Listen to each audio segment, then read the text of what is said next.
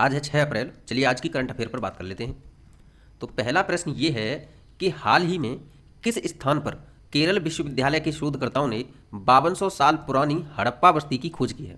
Option है राजस्थान, दूसरा है पंजाब, तीसरा है गुजरात और चौथा है जम्मू एंड कश्मीर। तो इसका जो सही उत्तर है वो है सी, यानी कि गुजरात। देख लीजिए, हाल ही में केरल विश्वविद्यालय के शोधकर्ताओं ने गुजरात के कच्छ में 5200 साल पुरानी हड़प्पा बस्ती की खोज की है। ठीक है, यह खोज गुजरात में एक प्रारंभिक हड़प्पा कब्रिस्तान जूना खटिया, इसका भी नाम याद रखना है, जूना खटिया का, की खोज के दौरान की गई है। इस खोज में टेराकोटा मिट्टी के बर्तन मिले हैं। यह स्थल पद्दा बेट की पहाड़ी की चोटी पर स्थित है। पद्दा बेट पहाड़ की चोटी पर स्थित है। ठीक है, ये याद रखना है, इस पहाड़ को भी याद रखना है कि पहाड़ किस स्थान पर है, ये भी इंपॉर्टेंट है। ठीक है, अब आ जाते हैं अगले प्रश्न में। अगला प्रश्न कह रहा है कि हाल ही में निम्नलिखित में से किस देश में 7.4 रिक्टर स्केल की तीव्रता के भूकंप से भारी क्षति हुई है। ऑप्शन है वियतनाम, दूसरा है चीन, तीसरा है थाईलैंड और चौथा है ताइवान। तो इसका जो सही उत्तर है वो है डी, यानी कि ताइवान। एक्सप्लेनेशन देख लीजिए कि हाल ही में ताइवान के पूर्वी हिस्से में 7.4 की तीव्रता वाला भूकंप आया है। और फिर ये पॉइंट याद रखना, ठीक है, इस पॉइंट को याद रखना है। भूकंप आने के पहले वायुमंडल में रेडॉन गैसों की मात्रा में वृद्धि हो जाती है। ठीक है, जिस स्थान पर इस गैस की मात्रा में वृद्धि होती है वहां भूकंप आने का संकेत होता है। फिर अगला पॉइंट कह रहा है कि जहां भूकंपी तरंगें उत्पन्न होती हैं उसे भूकंप मूल यानी कि फोकस कहा जाता है, तथा जहां सबसे पहले भूकंपी तरंगों का अनुभव किया जाता है उसे भूकंप केंद्र यानी कि अधिकेंद्र, ठीक है, अधिकेंद्र कहा जाता है। जैसे ये देखिए, ये मान के चलिए अर्थ है, और मान के चलिए इस स्थान पर रॉक्स टूटी हैं, और इसके बाद में रॉक्स टूटने के बाद में ये जो स्थान हुआ ना जहां पर रॉक्स टूटी हैं, तो जहां पर भूकंप का निर्माण हुआ है, इसको बोला जाएगा फोकस। ठीक है, और हिंदी में बोले तो मूल, ये है भूकंप का मूल। इसके बाद में यहां से जो तरंगे निकलेंगी वो चारों तरफ निकलेंगी, हर दिशा में निकलेंगी। ठीक है, हर दिशा में जाएंगी। तो ऐसा स्थान जहां पर ये तरंगे सतह पर सबसे पहले पहुंचेंगी, तो ये स्थान मान के चल सकते हैं जहां पर ये तरंगे सबसे पहले सतह पर पहुंचेंगी, जहां सबसे पहले महसूस की जाएंगी, उस जगह को कहा जाएगा भूकंप का अधिकेंद्र। क्या कहा जाएगा? अधिकेंद्र कहा जाएगा, यानी कि एपी सेंटर।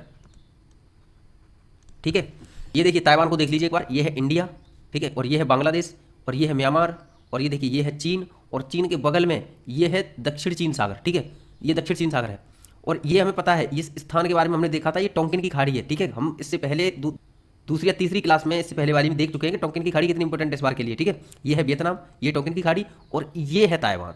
ठीक है, ये है ताइवान, ये याद रखना है। ठीक है, इस ताइवान को याद रखना है। और ये देखिए इस तरह की क्षति हुई है इस बार इसमें ताइवान में। आगे देखिए, आगे कह रहा है कि वर्तमान समय में 2 पैमानों के आधार पर भूकंप का मापन किया जाता है। एक है मर्केली पैमाना और दूसरा है रिक्टर पैमाना। ठीक है, अब कुछ चीज़ें ना आपको कंफ्यूज करती होंगी, जैसे कि एक होता है सिस्मोग्राफ, शब्द होता है एक सिस्मोग्राफ, दूसरा होता है रिक्टर स्केल, रिक्टर स्केल, और तीसरा है मर्केली स्केल, मर्केली स्केल। ठीक है, अब इनको एक बार सही से समझ लीजिए। देखिए, ये जो सिस्मोग्राफ है ना, ये एक उपकरण है। क्या है? उपकरण है।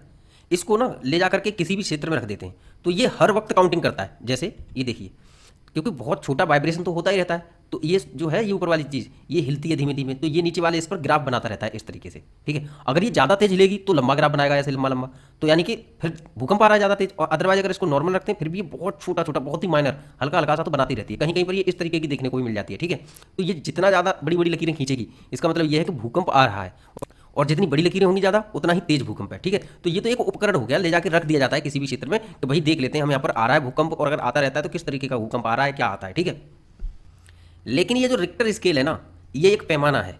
इसमें क्या है? इसमें 1 से लेकर 10 तक की कोई एंट्री है। ठीक है, और इसमें अगर मान के चलो 2 पर अगर दिखा रहा है, यानी कि ये जो लकीर है ना, इसके मापन को ही एक तरीके से देखा जाए तो रिक्टर स्केल है। जैसे ये देख लीजिए, जैसे ये है लकीरें। ठीक है, अब अगर सुई है और यहाँ तक से यहाँ तक हिल रही है, यहाँ तक, तो इस और यहाँ पर है मान के चलो 2, तो इसका मतलब 2 रिक्टर स्केल की तीव्रता का भूकंप आ रहा है। और ये सुई हिल के मान के पहुंचो यहाँ पर पहुंच रही है या यहाँ पहुंच रही है, जो कि इसको बोलते हैं 10, तो यानी कि रिक्टर स्केल पर 10 रिक्टर स्केल की तीव्रता का भूकंप आ रहा है। ठीक है, ये चीज़ समझ में आई। लेकिन जो मर्केली स्केल है ना, ये क्या है कि ये देखता है कि किसी भी क्षेत्र में क्षति कितनी हुई है। क्षति यानी मान के चलो कोई 2 स्थान है। ठीक है, 2 स्थान है। अब ये वो स्थान है जहाँ पर एकदम मैदानी क्षेत्र है, घर ज़्यादा बड़े बड़े हैं नहीं, घर की जो छतें हैं वो बहुत ऊंची ऊंची नहीं है, यानी कि बहुत ज़्यादा बड़ी बड़ी मंजिलें हैं नहीं, 2 1 ऐसी मंजिलें हैं। तो अगर यहाँ पर मान के चलिए 5 रिक्टर स्केल की तीव्रता का भूकंप आता है, उसके बावजूद इस क्षेत्र में कुछ खास क्षति देखने को नहीं मिली है। लेकिन मान के चलिए इस जगह पर 4 रिक्टर स्केल की तीव्रता का भूकंप आया, लेकिन ये वो जगह है जो मान के चलिए बहुत ऊंची ऊंची बिल्डिंग हैं यहाँ पर, और 4 रिक्टर स्केल की तीव्रता पर मान के चलिए किसी बिल्डिंग में कोई क्रैश आ गया या कुछ ऐसे इशू बने कि यहाँ पर बहुत ज़्यादा डिस्ट्रॉय हो गया। यहाँ पर मर्केली स्केल पर कम भूकंप दिखाई देगा कि वही निम्न तीव्रता का आया है, लेकिन जहाँ पर अधिक नुकसान हुआ है वहाँ पर तेज भूकंप दिखाएगा मर्केली स्केल। इतनी बात समझ में आई या नहीं? अगर ये देखा जाए ना, अगर ये चीज टेक्निकल शब्दों में देखा जाए तो रिक्टर स्केल मैग्नीट्यूड बताता है, मैग्नीट्यूड यानी कि ये परिमाण बताता है, परिमाण। और जो रिक्टर स्केल मर्केली स्केल है वो इंटेंसिटी बताता है। ठीक है, ये चीज हमेशा दिमाग में रखना। अब बढ़ते हैं आगे, लेकिन इसके साथ ही आपको पता होना चाहिए पी एस एल वेव क्या होती हैं। इसके साथ ही जो जोन होते हैं वो जोन भी पता होना चाहिए कि भाई 2 से लेकर के जो 5 जोन हैं उन जोन में भारत के कौन सा क्षेत्र किस जोन में आता है, ये चीज़ हल्की सी दिमाग में होनी चाहिए। अगला प्रश्न है कि हाल ही में चर्चा में रही कोंडा जनजाति का संबंध किस राज्य से है? ऑप्शन है मध्य प्रदेश, दूसरा है महाराष्ट्र, तीसरा है आंध्र प्रदेश और चौथा है झारखंड। तो इसका जो सही उत्तर है वो है सी यानी कि आंध्र प्रदेश। हाल ही में कोंडा जनजाति ने पापी कोंडा नेशनल पार्क में अपने परंपरागत स्वदेशी ज्ञान के माध्यम से पेड़ के अंदर पानी की सूचना देने में सहायता की है। इस वृक्ष को इंडियन सिल्वर ओक अथवा फायर प्रूफ वृक्ष भी कहा जाता है। कोंडा जनजाति पीवीटीजी ग्रुप के अंतर्गत आती है। देखिए मामला है क्या, पहले वो समझ लीजिए।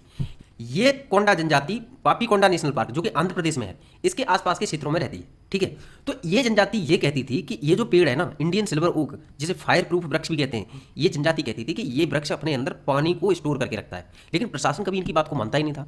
लेकिन ये कहते थे कि इन वृक्षों को नहीं काटना है क्योंकि इससे हम अपनी प्यास बुझाते हैं और ये अपने अंदर पानी स्टोर करके रखता है, और विशेष तौर पर गर्मियों में तो बहुत ही ज़्यादा पानी स्टोर रहता है इसमें।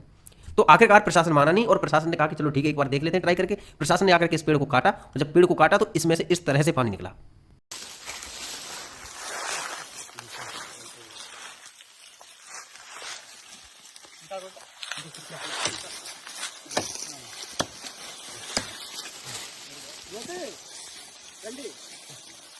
तो ये चीज़ ना ये और दिखाती है कि जो हमारा स्वदेशी ज्ञान है, यानी कि जो हमारी बेसिक कल्चर है ना, वो प्रकृति से कितने गहन और या कितने करीबी रूप से जुड़ी हुई है। ठीक है, और साथ ही प्रकृति के संरक्षण में इनका कितना बड़ा योगदान हो सकता है, इस चीज़ को भी ध्यान में रखना है। तो जब भी आप आंसर राइटिंग करो, ठीक है, तो इस चीज़ का ध्यान रखना कि आप जनजातियों के महत्व को, अगर आप आंसर राइटिंग कर रहे हो जिसमें प्रकृति में वनोन्मूलन को रोकना है या वनारोपण करना है या मान के चलिए क्लाइमेट चेंज को रोकना है, इन सब जगहों पर आपको जनजातियों का, इनका आपको जरूर उल्लेख करना ही करना है, ये याद रखना, क्योंकि ये प्रकृति से आज भी ज़्यादा करीबी रूप से जुड़े हुए हैं, इसलिए उनको संरक्षण के अधिक तरीके पता है।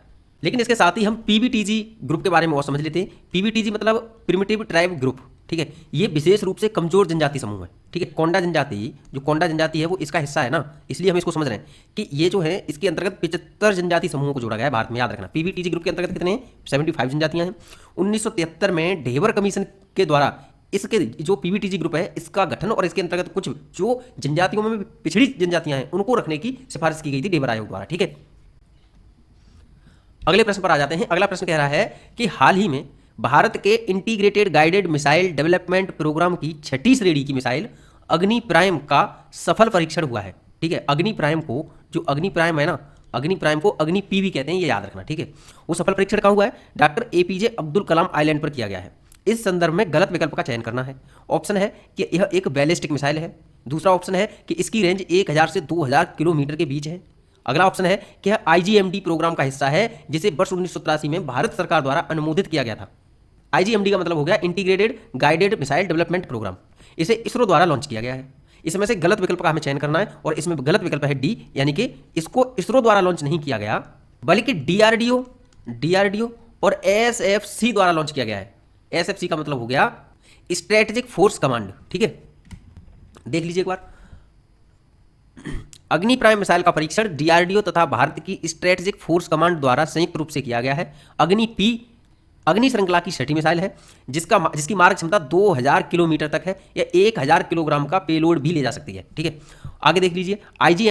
आईजीएमडीपी है यानी कि इंटीग्रेटेड, यानी आईजीएमडी जो है यानी कि इंटीग्रेटेड मिसाइल डेवलपमेंट प्रोग्राम, ये क्या किया गया था कि ये ना एपीजे अब्दुल कलाम के नेतृत्व में ये शुरू किया गया था भारत को मिसाइल के क्षेत्र में आत्मनिर्भर बनाने के लिए। ठीक है, तो देख लीजिए एक बार इसको। आईजीएमडी को औपचारिक रूप से 26 जुलाई 1983 को भारत सरकार की मंजूरी मिली और इसके तहत जो मिसाइलों का निर्माण हुआ है उन मिसाइलों को और देख लीजिए। इनको जो याद करने का तरीका है ना, वो पटना से याद करते हैं, PATNA, ठीक है। P फॉर पृथ्वी मिसाइल, ये क्या है? S2A का मतलब ये है कि सरफेस टू एयर, यानी सरफेस से हम एयर की तरफ मारेंगे, यानी सरफेस टू एयर मार करने में सक्षम कम दूरी वाली बैलिस्टिक मिसाइल है। अगला ऑप्शन है A, यानी कि अग्नि। अग्नि क्या है? सरफेस टू सरफेस मार करने वाली बैलिस्टिक मिसाइल है। तीसरा है T, यानी कि त्रिशूल, सरफेस टू एयर मार करने वाली सक्षम मिसाइल है। तीसरा है नाग, जो कि एक एंटी टैंक मिसाइल है। और चौथा है आकाश, जो कि सरफेस टू एयर मार करने में सक्षम मिसाइल है, ठीक है। अब ना एक बार ये चीज़ और समझ लीजिए कि अभी हमने समझा था कि जो अग्नि प्राइम मिसाइल है वो एक क्या है? बैलिस्टिक मिसाइल है, ठीक है। तो सबसे पहले हमें ये समझना होगा कि बैलिस्टिक मिसाइल का मतलब है क्या। तो देखिए, ये क्षेत्र आप देख रहे हैं, ये मान के चलिए कोई क्षेत्र है, लॉन्चर है, जहाँ से ये टारगेट है, इसको टारगेट करना है। तो अगर मान के चलिए हम अगर मिसाइल दागते हैं और मिसाइल ऐसे आकाश में उड़ते हुए इस तरीके से अगर जाकर के इस क्षेत्र में गिरती है, तो इसको हम बैलिस्टिक मिसाइल कहेंगे। क्या कहेंगे? Ballistic missile. लेकिन अगर मिसाइल इस क्षेत्र में इस तरीके से चलती है, यानी कि धरातल के समानांतर चलती है, तो इस मिसाइल को हम क्या कहेंगे? इसको कहेंगे क्रूज मिसाइल। क्या कहेंगे? Cruise missile. याद रखना इस चीज़ को। ये क्या होती है, जो बैलिस्टिक मिसाइल क्या होती है कि इस क्षेत्र में अगर कोई टारगेट करना है तो इसको आकाश में इस तरीके से परवलयाकार पथ पर छोड़ा जाता है कि इस जगह पर ये गिरती है। जब ये यहाँ पर गिरती है ना, तो ये पृथ्वी के ग्रेविटेशनल फोर्स से गिरती है। समझ में आ रहा है? ग्रेविटेशनल फोर्स से गिरती है। लेकिन ये क्या है? ये जो क्रूज मिसाइल है, इसका क्या है कि अगर रास्ते में कोई मान के चलिए रुकावट आ गई, या फिर जब तक ये मिसाइल छोड़ी गई उससे पहले टारगेट का स्थान बदल गया, तो ये जो क्रूज मिसाइल है ये इस टारगेट के स्थान के बदलने के साथ साथ अपनी दिशा भी बदल लेगी। समझ में आ रहा है? अगर टारगेट इस जगह पर पहुंच गया ना, तो ये जो मिसाइल है क्रूज मिसाइल, ये इस जगह की तरफ, इस यहाँ से इधर को मुड़ जाएगी। रास्ते में अगर कोई पहाड़ आया तो ये मान के चलिए उसको क्रॉस करेगी। और इस मिसाइल को दागो और भूल जाओ मिसाइल कहते हैं, इसीलिए दागो और भूल जाओ, यानी कि फायर एंड फॉरगेट, ठीक है।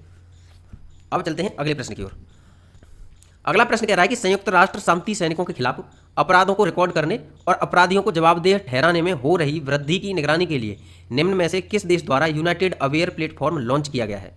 ऑप्शन है संयुक्त राज्य अमेरिका, दूसरा है फ्रांस, तीसरा है जर्मनी और चौथा है भारत। तो इसका जो सही उत्तर है वो है डी, यानी कि भारत। देख लीजिए, देखिए, हाल ही में भारत ने संयुक्त राष्ट्र शांति सैनिकों के खिलाफ अपराधों को रिकॉर्ड करने और अपराधियों को जवाबदेह ठहराने में हो रही वृद्धि की निगरानी के लिए एक नया database platform United aware platform launch किया है। अच्छा, यहाँ से ना आपको एक प्रश्न का जवाब देना है कि जो यूएन की जो पीस कीपिंग ट्रूप्स होते हैं ना, यानी कि जो शांति सैनिक होते हैं, उन शांति सैनिकों में सबसे बड़ा योगदान किस देश का है? सबसे बड़ा योगदान किस देश का है? इसका आपको आज कमेंट सेक्शन में आंसर देना है। इस प्रश्न को देखता हूँ कि कौन कौन इसका सही उत्तर दे पाता है। अब आ जाते हैं अगले प्रश्न पर। अगला प्रश्न कह रहा है कि चर्चा में रही माताबारी पेड़ा तथा रिकनाई पचरा को हाल ही में जीआई टैग दिया गया है। यह किस राज्य से संबंधित है?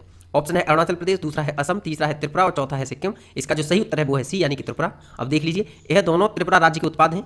माताबारी पेड़ा एक मिष्ठान है तथा रिकनाई पचरा स्वदेशी समुदायों द्वारा प्रयोग किया जाने वाला हाथ से बना हुआ कपड़ा है, ठीक है। अगले प्रश्न पर आ जाइए। अगला प्रश्न कह रहा है कि हाल ही में किस अफ्रीकी देश द्वारा सूखा को एक राष्ट्रीय आपदा घोषित किया गया है?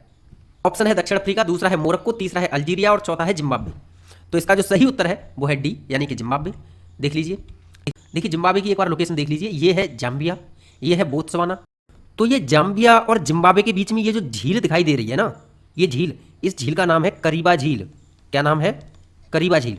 और इस झील का निर्माण एक नदी बहती है जिसका नाम है जाम्बेजी नदी। क्या नाम है?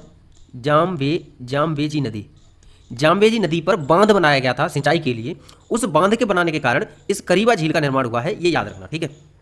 एक्सप्लेनेशन देख लेते हैं एक बार कि हाल ही में जिम्बाब्वे द्वारा सूखा, यहाँ होगा सूखा, को एक राष्ट्रीय आपदा के रूप में नामित किया गया है क्योंकि अल नीनो के कारण भयंकर सूखा पड़ा जिससे 2.7 मिलियन से अधिक लोग भोजन की कमी से प्रभावित हुए हैं। इससे राज्य में खाद्य संकट का खतरा मंडरा रहा है, ठीक है। अब देखो, ये जो है ना अल नीनो, ये अल नीनो और ला नीनो या ला नीना, ये ऐसी चीज़ें हैं जो जिनमें थोड़ा सा टाइम लगता है। कम से कम 10 मिनट तो होनी चाहिए इनको समझाने के लिए, ठीक है। इसलिए इनको हम बिना टच किए जा रहे हैं क्योंकि इनके लिए कम से कम 10 मिनट होनी चाहिए। हमें 10-12 मिनट में अपनी पूरी वीडियो खत्म करनी होती है, ठीक है। तो अल नीनो और ला नीना, इनका हमारे देश की अर्थव्यवस्था पर क्या प्रभाव पड़ता है, यहाँ के मानसून पर क्या प्रभाव पड़ता है, फसलों पर क्या प्रभाव पड़ता है, और इसके साथ ही इनके द्वारा हमारी जो अर्थव्यवस्था की मॉनेटरी पॉलिसी मैकेनिज्म है उसमें किस तरीके से चेंज करना पड़ता है, ये सारी चीज़ों को इन सारी चीज़ों के बारे में आपको पता होना चाहिए। साथ ही एक दूसरे का लिंक भी पता होना चाहिए क्योंकि उर्जित पटेल कमेटी की सिफारिशों के आधार पर यह बताया गया था कि अल नीनो और ला नीना किस तरीके से हमारे मॉनेटरी पॉलिसी मैकेनिज्म को चेंज करते हैं। समझ में आ रहा है? आरबीआई कैसे ये कदम उठाता है, ये सारी चीज़ें आपको पता होनी चाहिए, एक दूसरे से लिंक पता होना चाहिए। अब बढ़ते हैं आगे।